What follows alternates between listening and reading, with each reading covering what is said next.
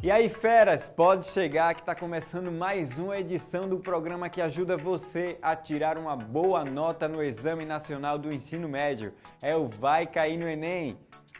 Fera, ainda não segue a gente no Instagram? Pois trate de seguir @Vai Cair no Enem. Lá tem muito conteúdo interessante, muito conteúdo exclusivo. Curte, compartilha, comenta, aproveita para interagir com outros feras, com os professores.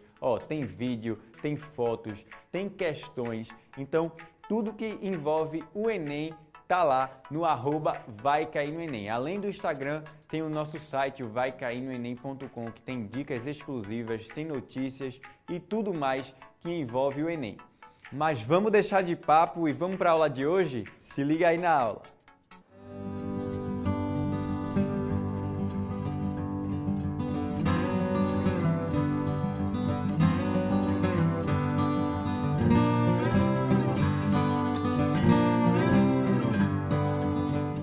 Olá, gente, tudo bom? Aqui é o professor Felipe Rodrigues, o @Vamos Destruir, professor de Linguagens e Redação. Hoje eu estou aqui no Cais do Sertão, um museu super fantástico que está aqui no coração do Recife, para falar um pouco da figura do sertanejo, nesse programa super especial para vocês. Falar um pouco sobre literatura nossa, literatura nordestina. Então, acho que a primeira coisa para a gente elencar nessa figura do sertanejo é imaginar o sertão em si próprio.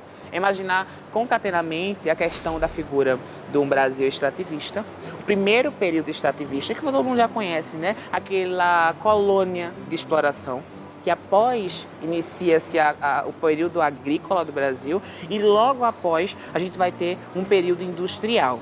É válido lembrar desses três períodos, porque nesse agrícola a gente vai ter o boom da agricultura familiar. E após, com a criação das indústrias, por exemplo, a abertura dos postos, tá? A gente vai ter, e principalmente indústria cafeeira, naquela região lá do sul, tá? No sudeste, propriamente dizendo, Minas Gerais, São Paulo, a gente vai ter essas indústrias e o povo da agricultura familiar que vai estar a depender dessa pós-capital, vai correr todo mundo. E a gente vai ter a primeira figura do sertanejo na construção histórica. O sertanejo propriamente dito, o Jeca Tatu, tá?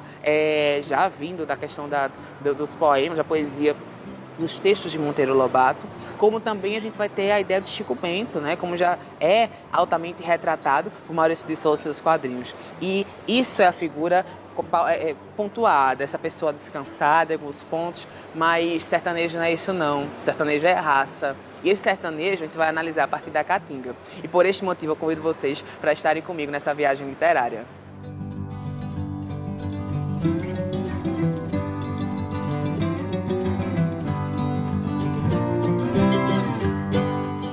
Então, gente, a nossa viagem literária começa na tipificação da Caatinga. É super válido lembrar do requisito do socialmente composto. As primeiras formações dessa região foram compostas pelos jesuítas, como também pelos vaqueiros e pelos bandeirantes. Olha, é super válido definir esses três pontos para a gente fazer uma análise literária. A gente vai ter a questão do beato, do cangaceiro e do jagunço. E a partir do modernismo, tá, a gente vai ter Euclides da Cunha, que vai falar sobre Canudos, que traz essas três figuras, o beato, o jagunço, o cangaceiro, frente à sua denominação, a Guerra de Canudos. Tá? A gente vai ver um grande boom histórico e literário, numa obra super realista, pode-se dizer, tá? Adquirido do pré-modernismo, tá? Vale lembrar a questão dos sertões como esse elemento super pré-modernista, essa entrada para trazer os elementos de sangrentos que foi Canudos, para trazer a figura de Antônio Conselheiro. Então, acho que a primeira figura que a gente pode elencar é esse sertanejo que tem responsabilidade com o seu povo, tá? A gente vai ter essas três tipificações. A posteriori, vamos ter um outro literário fantástico, que vai se chamar José de Alencar. José de Alencar ele vai trazer a noção do sertanejo. O sertanejo num viés mais, vamos dizer que para além, regional. Por sinal, é válido lembrar que há dois pontos no romantismo, tá?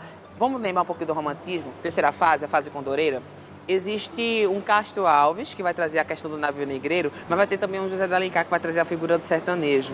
Essa construção do sertão, outrora, pelo sertanejo raiz, o sertanejo que tem essas três denominações, o beato, a questão do cangaço e a questão do, diretamente, os jagunços, alguém que está à mercê de alguém, de um outro ente, tá? E isso a gente vai ver diretamente em Euclides da Cunha nos Sertões. Para além disso, eu trouxe para vocês um livro fantástico, tá? De João Cabral de Melo Neto, Morte e Vida Severina. Todo mundo deve conhecer.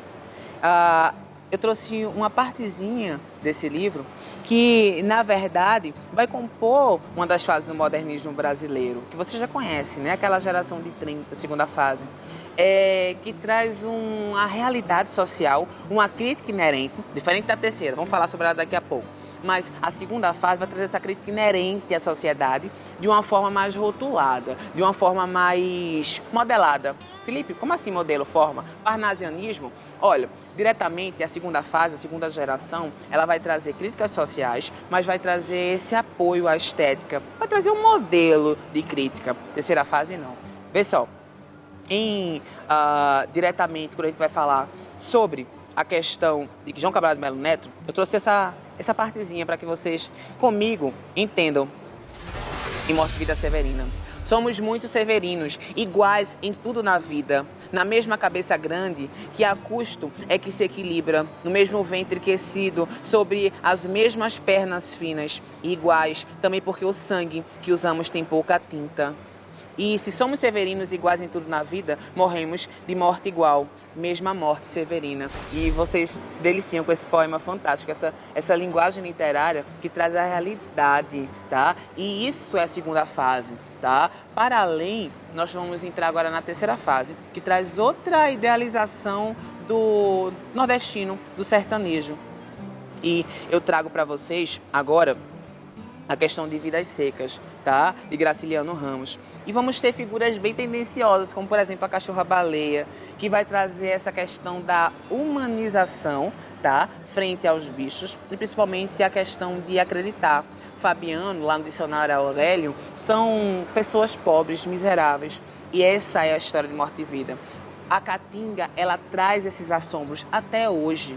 E a linguagem literária frente ao sertanejo, ela vai trazer essa alusão, essa ponte direta para lembrar que morte e vida é um reflexo da Caatinga, principalmente de vegetação, principalmente dos animais, principalmente de tudo que está ao redor. E meios até então, e o engraçado é que até hoje não foram discutidos, ainda não estão resolucionados. Mas para a gente dar um norte nessa conversa toda, a gente tem que lembrar de uma terceira fase, a geração de 45, deste célebre, diga-se de passagem, pernambucano, tá? Não nascido aqui, mas que recebeu sua titularidade, o nosso querido Ariano Suassuna. Ariano, ele traz uma terceira geração, que traz liberdade, que traz muita multiculturalidade frente a um movimento, frente à geração de 45. É válido lembrar que há uma liberdade. Barroco, parnasiano, tudo ao mesmo tempo. Nós encontramos no Alto da Compadecida, nós encontramos em obras. Inclusive, é válido falar de Ariano quando a gente vai falar sobre o movimento armorial, tá? Que também vai trazer a questão da cultura sertaneja, a cultura da estilogravura, a cultura das expressões gráficas, para a questão do gênero épico. Vai trazer literatura para essa arte até então desconhecida. É válido lembrar que em Alta Compadecida a gente vai ter outras alusões à figura do sertanejo. Aquele povo que sofre com a seca, que depende, sempre vai ter o padre, sempre vai ter a noção do cangaceiro, sempre vai ter a noção do diretamente jagunço, Chicó, João Grilo, que depende dos outros. E o engraçado é que a obra sertaneja ela tem essa tríade. Lembra lá do começo? Falamos sobre esses 3 pontos lá em Canudos. Então, Euclides da Cunha. E nessa linhagem, Ariano vai trazer o mesmo ponto, só que com outra sagacidade. Ele vai falar sobre a alma do sertanejo, sobre o quanto engraçado é a vida e tão sofrida quanto vivida, a gente vai ter toda essa noção. E por isso que eu queria fechar com vocês, depois dessa viagem literária em gerações, a gente viajou até para o romantismo, para uma realidade, para um José de Alencar da vida, para a frase condoreira. E chegamos na terceira geração do modernismo brasileiro, junto com o Ariano, fechar essa maravilhosa reportagem falando sobre o alto. Uma frase que traz realidade, que traz, na verdade, um contexto, quando ele diz assim, dizem acima do maniqueísmo, que a obra dele traz. O alto traz o bem e o mal. Barroco, Ariano, mas cumpriu sua sentença. Encontrou-se com o único mal irremediável, aquilo que é a marca do nosso estranho destino sobre a terra, única certidão do nordestino, do sertanejo. Aquele fato sem explicação, que iguala tudo que é vivo num só rebanho de condenados. Porque tudo que é vivo morre. Deliciense, sertanejo, nordeste, é isso.